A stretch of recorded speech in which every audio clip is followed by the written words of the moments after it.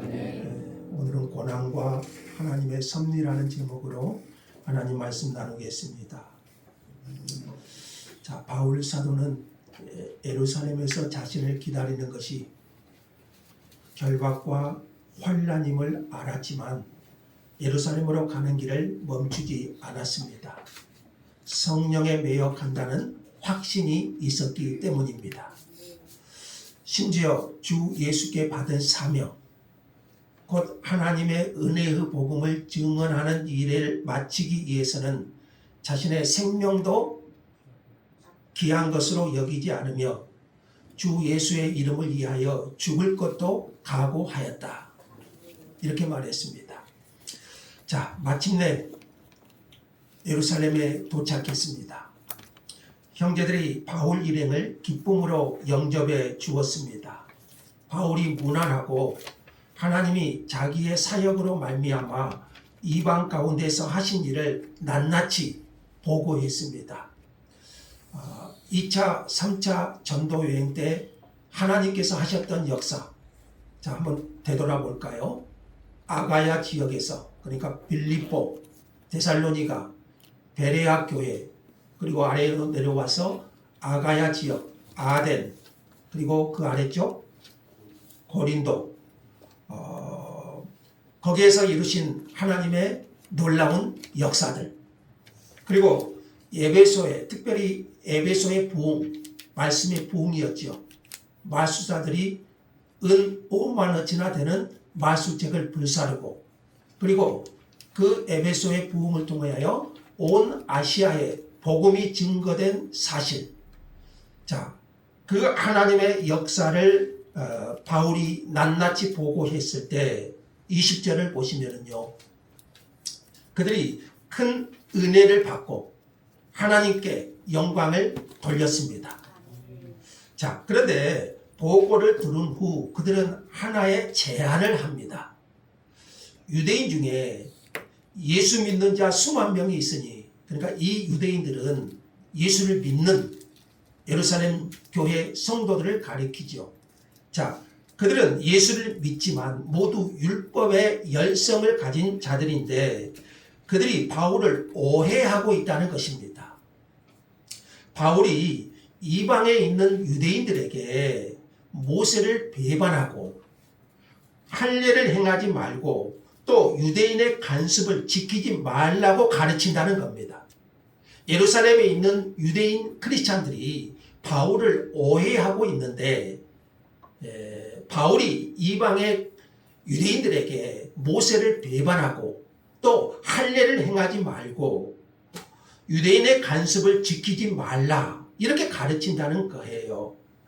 이에 야고보는 지금 예루살렘 교회 최고 지도자예요. 야고보는 그들을 데리고 함께 결례를 행할 것을 제안합니다. 바울 일행에게 결례를 행할 것을 제안합니다. 그러면 바울도 율법을 지켜 행하는 것으로 알고 오해하지 않을 것이다. 이렇게 말합니다. 결례는 유대인의 정결 예식인데 제사를 드려서 하나님께 비용을 드려서 하나님께 소원 제사를 드리는 겁니다. 사실 그리스도께서 완전한 속죄, 십자가에서 완전하고 영원한 속죄를 드리셨기 때문에 더 이상 성전에 들어가서 결례를 행하는 것은 의미가 없습니다. 이제 예수님께서 십자가에서 모든 의식을 완성하셨기 때문에 성전에 가서 결례를 행하는 것은 의미가 없어요. 그래서 복음에 분명한 바울은 야고보의 청을 거절할 수도 있었습니다. 그러나 26절에 보시면은요, 바울은 이 야고보의 제안을 받아들여서 그대로 행합니다. 뭘 행했다는 거죠? 결례를요. 바울의 이 행동은 그동안 바울이 전하고 말했던 복음과 그 복음을 타협한 것으로 보입니다. 이런 바울의 가르침을 한번 생각해 보세요. 예수 그리스도의 복음 외에 다른 복음을 전하면 저주를 받을지어다. 여러분 이렇게 말했던 바울 아닙니까? 그런데 오늘 본문의 이 바울의 모습은 복음과 타협하는 모습으로 보여집니다. 그런데 바울은 왜 그들의 제안을 받아들여서 결례를 행했을까요? 복음과 타협한 것일까요? 바울이 결례를 행한 이유가 뭔가요? 여러분, 바울은요, 원칙도 중요하지만 그리스도 안에서 하나 되는 것을 생각했기 때문입니다. 그렇게 해서라도 유대인의 오해를 풀고 싶었고 그리스도 안에서 하나가 되기를 원했습니다. 고린도전서 9장 20절 잘 아는 말씀 한번 보죠. 유대인들에게 내가 유대인같이 된 것은 유대인을 얻고자 함이요 율법 아래에 있는 자들에게는 내가 율법 아래에 있지 아니하나. 유대인들은 율법 아래에 있었죠. 나는 율법 아래에 있지 아니하나. 왜요? 십자가를 믿었기 때문에. 그러나 율법 아래에 있는 자같이 된 것은 율법 아래에 있는 자들을 얻고자 함이요. 자, 그러니까 바울은요, 유대인을 얻기 위해서 유대인같이 되었습니다. 교회가 하나됨을 지키기 위한 바울의 열정, 하나됨을 지키기 위한 바울의 열정이 율법 아래에 있지 않으나, 바울은 율법 아래에 있지 않으나 율법 아래에 있는 자들을 위하여 율법 아래에 있는 자같이 그 자리에 서게 된 것이에요.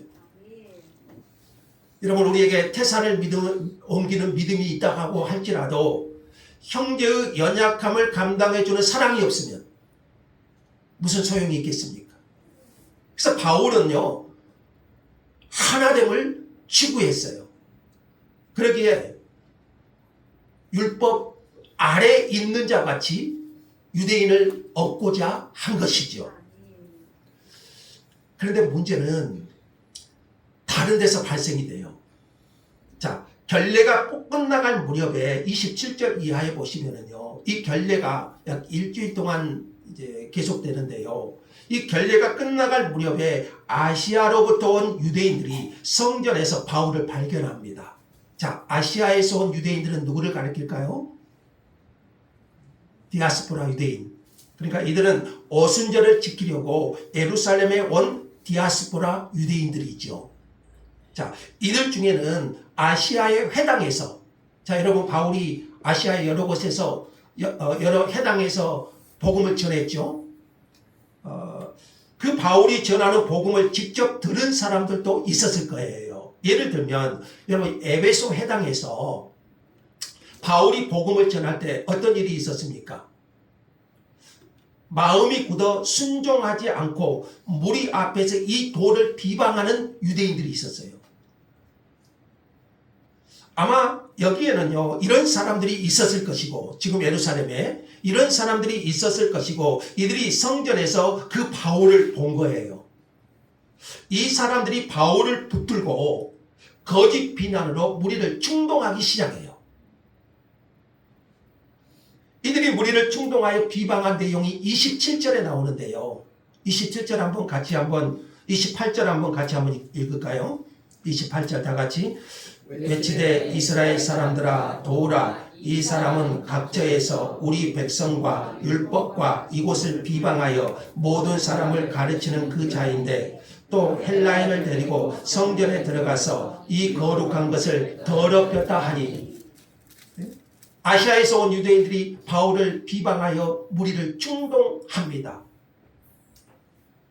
28절의 내용을 보면은요, 여러분, 유대인들이 자랑하는 것이 세 가지가 있어요.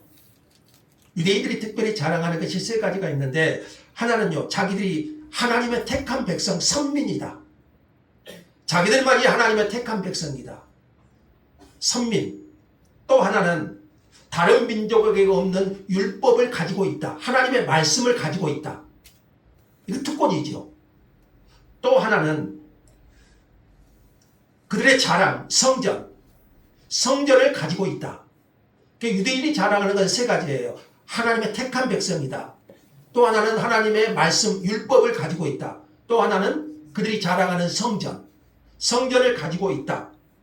그런데 바울이요 28절에 보시면 바울의 비방한 내용을 보세요. 그들의 자존심을 건드렸다는 거예요. 하나는 이스라엘 백성과 율법과 성전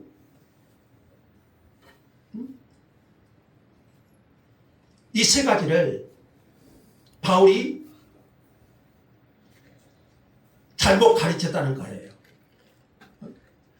또 하나 28절 하반절에 보시면은요 헬라인을 데리고 성전에 들어가서 이 거룩한 곳을 더럽혔다. 헬라인이 이방인들이죠. 여러분 아시다시피 성전에는 이방인의 뜰이 있죠.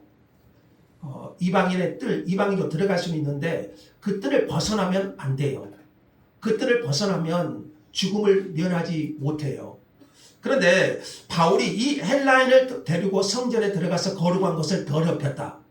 이렇게 말했는데 여러분 이것도 사실이 아니죠. 29절에 보시면 아시아에서 온 유대인들이 시내에서 바울이 에베소 사람 드로비모와 함께 있는 것을 보고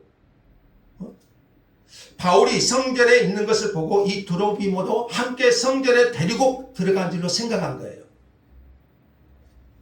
그러니까 이것은 바울을 향해 가진 적대감으로 표현된 의도적인 거짓말이에요. 바울은 헬라인을 데리고 성전에 들어간 적이 없지요.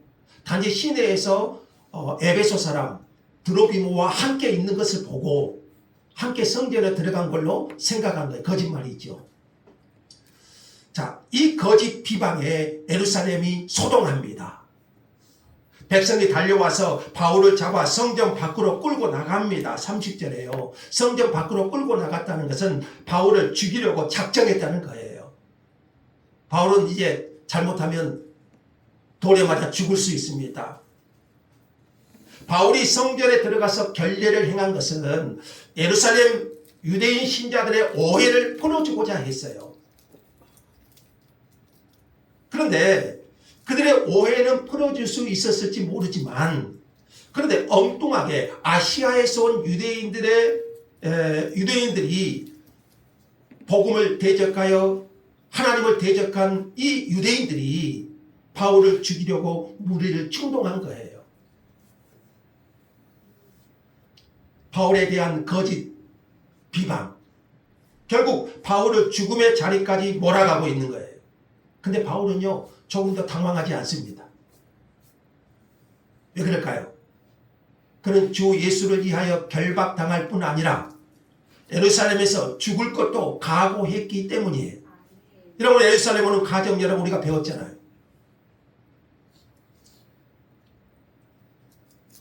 이 위기의 순간에 하나님께서 개입하십니다.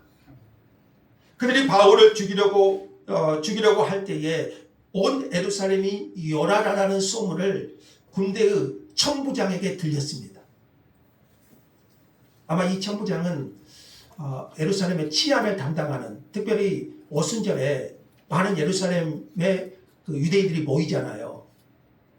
이 천부장은 아마 그 예루살렘의 폭동이나 소요를 대비해서 면밀히 살피고 있었을 거예요. 그런데 유대인들이 한 사람을 죽이려 한다는 소문을 듣고 급히 군대를 이끌고 현장에 출동해요. 천부장과 군인들이 도착하니까 그들이 바울 때리기를 그칩니다. 이에 천부장이 가까이 가서 바울을 잡아서 두 쇠사슬로 결박하라고 합니다. 군인들이 바울을 체포해서 두 쇠사슬로 결박합니다. 바울이 뭘 생각했을까요? 이때 예루살렘에 가면 결박을 당할 것이다. 여러분 이 말씀이 생각나지 않았을까요? 천부장은 유대인 무리에게 그가 누구이며 그가 무슨 일을 하였느냐 묻습니다. 그러니까 어떤 사람은 이런 말로 어떤 사람은 저런 말로 소리를 쳐요. 그리고 흥분한 무리들은요 바울을 계속해서 죽이려고 합니다. 천부장은 무리들의 소동 때문에 더 이상 진상을 파악할 수가 없으니까요 바울을 영내로 데려가고자 합니다. 근데 백성들은 흥분해서 계속하여 바울을 죽이려고 외칩니다. 아마 이때 바울이 뭘 생각했을까요? 또 스데반의 순교 때 그 장본인이 바로 바울이었잖아요. 그 스데반의 순교의 모습, 그때 백성들의 모습을 여러분 기억하십니까? 그들이 큰 소리를 지르며 길을 막고 일제히 달려들어 성 밖으로 내치고 돌로 칠세. 지금 백성들의 모습이 바로 이 모습이잖아요. 과거 자신이 주동했던 스데반의 순교. 지금 바울이 결박된 상태에서 무리들은요 소리를 지르지요. 바울을 죽이라. 결국 바울은요 천부장과 로마 군대의 개입으로 목숨을 건지게 됩니다. 천부장이 조금만 늦게 왔어도 아마 바울은 돌에 맞아 죽었을 거예요. 천부장은 바울을 보호하기 위해서 달려온 것이 아니죠. 예루살렘 소요를 진정시키기 위해서 온 것이죠. 그러나 하나님께서는 급하게 천부장과 로마의 군대를 보내심으로 바울을 구해내신 겁니다. 그 결정적인 순간에 하나님이 개입하셔서 바울을 무리들로부터 건져내신 것이죠. 하나님의 섭리였죠. 하나님이 바울을 건져내시기 원한 것이요. 하나님은요 예수님과 전혀 상관없는 사람들을 통해서도 도움의 손길을 베풀어 주시고 당신의 말씀을 성취해 가시는 거예요. 사도행전 5장에 보시면 예루살렘 교회가 부흥할 때 종교 지도자 사도들을 잡아 가두어요. 근데 어떤 일이 일어납니까? 그 밤에 천사가 옥문을 열고 사도들을 끌어냅니다. 근데 사도들이 다음날 아침에 다시 성전에 들어가서 하나님의 말씀을 가르쳐요. 그러니까 종교 지도자들이 화가 나가지고 그게 노하여 사도들을 다시 체포하여 죽이려고 합니다. 그런데 이때 가말리엘이라는 바리새인이 학자의 양심에 따라서 바울을 변호해요. 자, 이 말씀이 바울을 변호하는 말씀인데요. 바리새인 가말리엘이 이 사람들의 소행이 사람으로부터 났으면 무너질 것이고 하나님께로부터 났으면 너희가 그들을 무너뜨릴 수가 없겠고 도리어 하나님을 대적하는 자가 되리라. 그 순간에 누구를 사용하십니까? 가말리엘을 사용하셔서 사도들을 건져내주십니다. 환난에서 구해주시는 것만이 하나님의 뜻은 아니죠. 물론 바울은 천부장과 로마 군대를 통해서 보호해 주셨고 사도들도 예루살렘의 사도들도 가말리엘이라는 사람을 통해서 그들을 죽음에서 건져 주셨어요. 그러나 바울은요 설사 거기서 죽었을지라도 무리들에게 맞아 죽었을지라도 그것을 하나님의 뜻으로 영접하고 왜요? 이미 주의 성령께서 말씀을 주셨잖아요. 예루살렘에 가면 환난과 결박이 너를 기다리고 있을 것이다. 바울에게는 문제가 될 것이 없지요. 자, 이제 37절로 한번 가볼까요? 바울을 데리고 영내로 들어가려고 할 때 바울이 천부장에게 헬라 말로 묻습니다. 여러분 헬라 말은 히브리 말과 헬라 말이 있죠. 헬라 말은 천부장이 이걸 듣고요. 네가 헬라 말을 아느냐 묻습니다. 유대인들은 히브리어를 쓰고 있죠. 바울이 헬라 말은 좀 배웠다는 사람들이 쓰는 말이에요. 좀 교양 있는 문화인들이 쓰는 언어라고 생각했지요. 바울이 헬라어로 말하는 것을 이 천부장이 듣는 순간에 아마 놀랐던 것 같아요. 바울이 헬라 말을 아니까요. 바울은 길리기아 다소 출신이잖아요. 그래서 천부장이 물어요. 과거에 반란을 일으켰던 애굽인이 아니냐. 예수님께서 세례요한이 여러분 회개의 메시지를 전하고 능력의 메시지를 전하니까 헤롯이 어찌했어요? 예수님이 그런 능력을 전하니까 세례요한이 살아 돌아왔지 않느냐 그런 생각을 했지 않습니까? 바울이 과거에 그 거짓 선지자였던 애굽인, 이 애굽인이 이제 사람들을 모아서 충동해서 이제 소요를 일으킨 아마 그 애굽인이 아니냐 그렇게 생각했어요. 그래서 바울은 이 천부장에게 자신의 신원을 밝힙니다. 39절에 뭐라고 한가요? 나는 유대인이라. 이것은 자신이 애굽인이 아니라는 것을 말하는 것이고 수옵이 아닌 길리기아 다소 시민이다. 이렇게 말합니다. 길리기아 다소 시민이라고 말한 것은 어느 정도 자부심이 담긴 말입니다. 다소는 적은 성이 아니고요. 이 다소 시민이라는 것은 상당히 좀 자부심이 있는 그런 시민으로 여겼어요.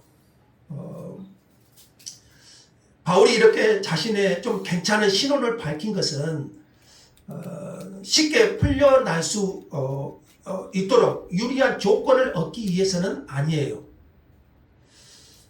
천부장에게 바울은 천부장에게 바울 자신이 무시할 수 없는 사람이라는 것을 드러낸과 동시에 이 천부장이 거절할 수 없는 부탁을 하기 위함이에요. 그 부탁이 39절 하반절에 나오는데요. 청컨대 백성에게 말하기를 허락하라 그럽니다. 그러니까 바울은 매를 맞으면서도 백성들에게 복음 전할 기회를 찾고 있었던 거예요. 천부장이 허락하니까요.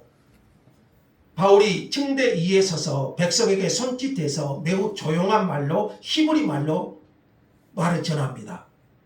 바울은 층대 위에 서서 그래서 사슬에 매인 채로 자기를 치던 백성들에게 복음을 전합니다. 그 내용이 이제 다음 주에 나와요. 그러니까 이 천부장에게 백성에게 말할 기회를 얻기 위해서 자기의 꽤 괜찮은 신분을 밝힌 이유가 거기에 있어요. 그 상황에서도 바울은 백성들에게 말하기를 원했어요. 지금 바울을 보세요. 무리들에게 문매를 맞고 있고요. 쇠사슬에 매어 있는 상황이에요. 여러분은 어떻게 하겠습니까? 이 상황이면. 자기를 죽이려고 하다가 뜻을 이루지 못하고 씩씩거리는 백성들이 자기를 지켜보고 있어요. 그런데도 바울은 그들에게 복음을 전해야겠다는 생각이 가득했어요. 지금 이제 영내로 들어가면 그들에게 복음을 전할 기회는 영원히 사라져요. 이런 긴박한 순간에 바울은 전도할 기회를 찾고 있었어요. 마치 십자가에 죽으시는 순간에 예수님께서 그 옆에 한 강도를 구원하신 것처럼 바울은 그 긴박한 순간에 백성들에게 말할 기회를 얻고 복음을 전하기를 원했어요. 그렇게 천부장에게 신뢰를 얻고자 자기의 신분을 그렇게 좋은 신분을 밝힌 거죠. 바울의 순발력이 좀 대단하지 않습니까? 그런 순간에 그 위기의 순간에 쇠사슬에 매어 있는 그 순간에도 백성들에게 복음을 전하기를 원했던 것. 바울이 디모데에게 이런 말 한 적이 있죠. 너는 말씀을 전파하라. 때를 얻든지 못 얻든지 항상 힘쓰라. 때를 얻든지 못 얻든지 이것은 모든 상황에서 바울은 그러니까 모든 상황을 전도할 기회로 잡아요. 하나님의 말씀을 전할 기회로 잡아요. 여러분 우리는 모든 상황에서 복음을 전할 기회를 잡아야 돼요. 우리 주변의 사람들에게 내가 있는 상황에서 내가 전도할 기회로 만들지 않으면 그 기회는 그냥 지나가 버려요. 그러니까 우리는 모든 상황에서 이 바울을 보면은요, 모든 상황에서 복음을 전할 기회로 바울은 생각한 거죠. 자, 오늘 설교의 제목이 뭔가요? 고난과 하나님의 섭리. 네, 고난과 하나님의 섭리입니다. 자, 여러분 성령께서는 바울이 예루살렘에 가면 결박과 환란이 기다리고 있을 것을 미리 말씀하셨습니다. 이 말씀처럼 유대인들은 거짓 비방으로 바울을 죽이려고 했고요. 로마 군대에 체포되기까지 했습니다. 이 모든 것은 바울에게는 고난의 상황이죠. 우리는 개인적으로나 가정적으로나 교회적으로 이런 상황을 원하지 않습니다. 여러분 고난을 원하는 사람은 없을 겁니다. 바울은 성령의 인도하심에 따라 예루살렘에 갔는데 그를 기다리고 있는 것은 체포였어요. 우리는 기도하면서 하나님의 뜻을 찾아 그 길을 갔는데 일이 꼬일 때가 있습니다. 순종했는데 문제가 생길 때가 있습니다. 헌신했는데 오히려 손해를 볼 때가 있습니다. 그러면 우리는 이렇게 생각하죠. 정말 하나님의 뜻이 맞나? 이것이 하나님의 뜻인가? 근데 오늘 본문은 우리가 하나님의 뜻을 따른다고 해서, 우리가 하나님의 뜻을 순종한다고 해서 항상 편안한 길이 아님을 보여줘요. 그래서 여러분, 그리스도를 따르는 삶에는 반드시 고난이 따르는 거예요. 우리가 하나님의 뜻에 순종한다고 해도, 하나님의 말씀에 따라 간다고 해도 그 길에는 고난이 있음을 보여줘요. 그런데요, 오늘 본문은 이 고난은 무의미한 고난이 아니라는 거죠. 우리가 그리스도를 따름에 있어서 하나님의 말씀대로 삶에 있어서도 고난은 따라와요.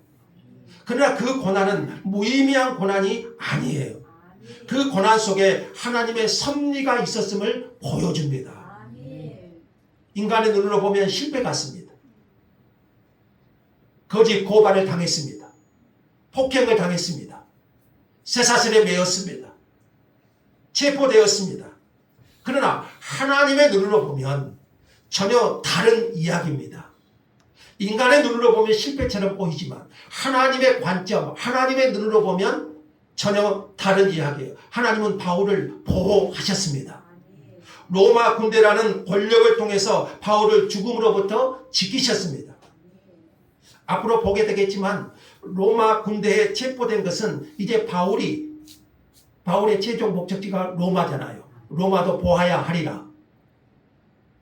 이제 앞으로 보겠지만 바울이 로마 군대에 체포된 것은 바울을 로마까지 가게 하시려는 하나님의 놀라운 섭리였어요. 체포되는 순간에 실패한 것처럼 보였지만 하나님은 로마를 향한 계획을 이미 가지고 계셨던 거예요. 그래서 여러분, 이 고난은 하나님의 주권적인 섭리였던 거예요. 예루살렘에 기다리고 있던 결박과 환난은 그냥 주어진 것이 아니고 하나님의 계획 속에서 이루어진 거였어요. 우리는 종종 현재의 상황만 보고 낙심해요. 하나님, 왜 내게 이런 고난을 주십니까? 왜 내게 이런 상황을 펼쳐지게 하십니까? 근데 여러분, 이런 상황이라 할지라도 오늘 본문을 보면 우리는 이렇게 고백해야 돼요. 하나님은 지금도 나의 삶 가운데 일하고 계신다. 내 상황이 지금 막막할지라도, 바울처럼 고난의 상황이라 할지라도 여러분, 무의미한 고난은 없어요. 하나님은 이 모든 상황에서 여전히 일하고 계신다. 우리는 그 하나님을 믿습니다. 요셉은요, 우리가 잘 아는 요셉은 형들의 시기를 받아서 노예로 팔렸고 억울한 누명을 쓰고 감옥에 갔어요. 요셉의 입장에서 보면 어쩝니까? 형들의 배반을 당했고요, 억울한 누명을 썼고요, 감옥에 들어갔어요. 이것처럼 불행한 인생이 어디가 있습니까? 그러니까 인간 편에서 보면 요셉은 불행합니다. 그러나 이 모든 과정은 나중에 돌아보니까요, 이 모든 과정은 하나님께서 애굽 총리로 세우시기 위한 하나님의 섭리였어요. 요셉은 결국 이렇게 고백하잖아요. 당신들은 나를 해하려 하였으나 하나님은 그것을 선으로 바꾸사. 바울의 체포도 마찬가지였어요. 사람들은 바울을 묶었지만 하나님은 그 사건으로 바울을 로마까지 이끄신 거예요. 여러분, 고난은요, 무의미하지 않습니다.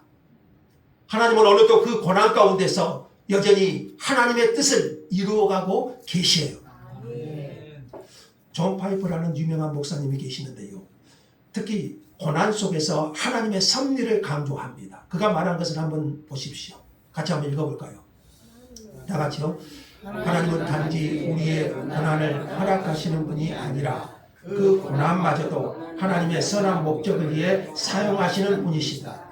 하나님은 단지 우리의 고난을 허락하시는 분이 아니라, 단지 고난만을 주시는 것이 아니라, 여러분, 우리는 그러잖아요. 그 고난만 생각하잖아요.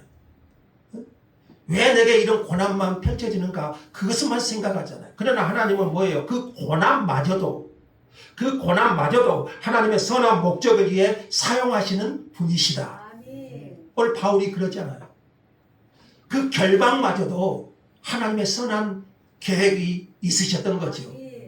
파이퍼는요, 성도들이 삶이 이해되지 않는 사건이 있을지라도, 여러분, 우리가 살다 보면, 여러분, 내가 이해되지 않는 일들, 이해되지 않는 사건들이 얼마나 많이 일어납니까? 자, 우리는 그런 사건들 속에서도 하나님은 지금도 실수 없이 일하고 계신다. 이 믿음을 가져야 한다고 말합니다.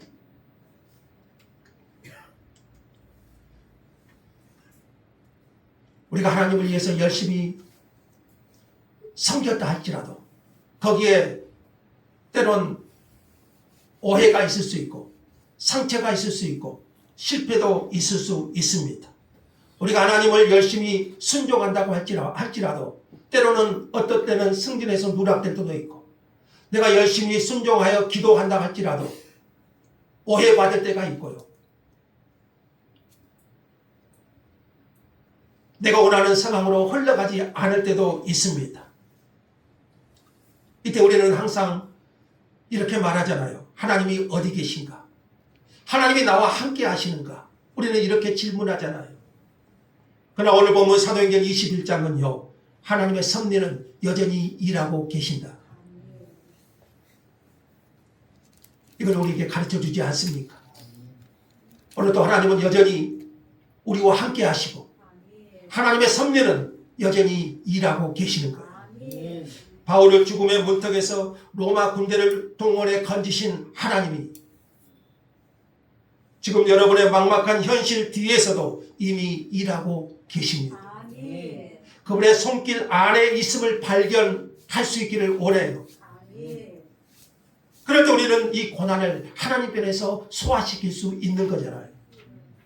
오늘 여러분의 삶의 자리가 어떠하든지 현재의 상황을 해석할 때 여러분 중요한 것은요. 여러분 그러잖아요. 어떤 분이 그래요. 인생은 해석이다 그래요. 우리 신앙은 해석이다. 여러분의 삶의 자리가 어떠하든지 여러분 우리가 현재의 상황을 해석할 때 아주 중요하게 고려해야 될 것은요. 긴 안목 속에서 하나님께서 이 현재의 상황과 가정을 통하여 하나님이 이루어 가실 선하신 뜻이 있음을 기대하고 믿는 거예요. 주의 뜻대로 이루어지이다. 이렇게 기도하면서요. 하나님의 뜻이 있지 않겠습니까? 하나님의 선하신 일하심이 그 가운데 있지 않겠습니까? 그래서 우리는 그 하나님을 보아야 돼요.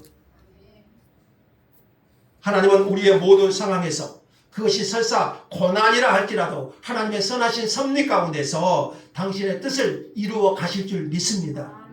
오늘 사도행전 21장은 우리에게 그것을 가르쳐 주어요. 바울은 그것을 신뢰했기 때문에 예루살렘에 가는 것이 비록 결박과 환난이라 할지라도 하나님의 선하신 뜻은 이루어질 것이다. 하나님이 로마로 가는 것이 하나님의 약속이고 뜻이라면 그 결박과 환난을 통해서라도 하나님은 뜻을 이루실 것이다. 우리는 그 하나님을 신뢰합니다.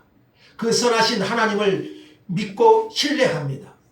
여러분의 모든 상황 가운데서 그 하나님을 보시기를 바랍니다.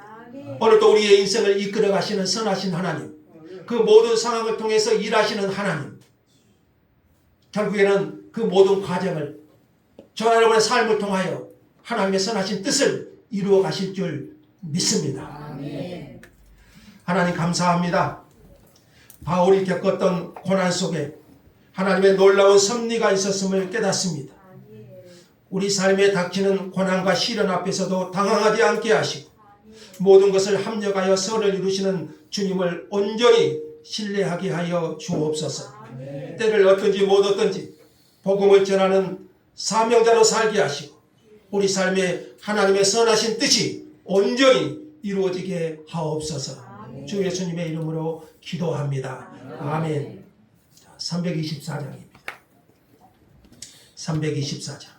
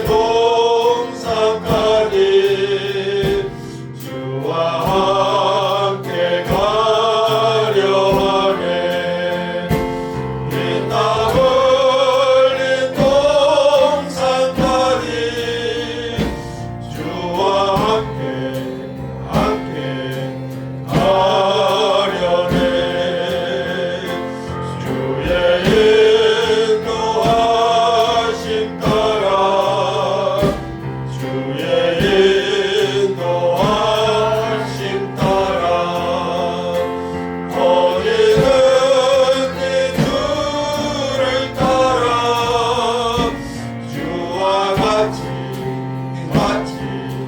가려네.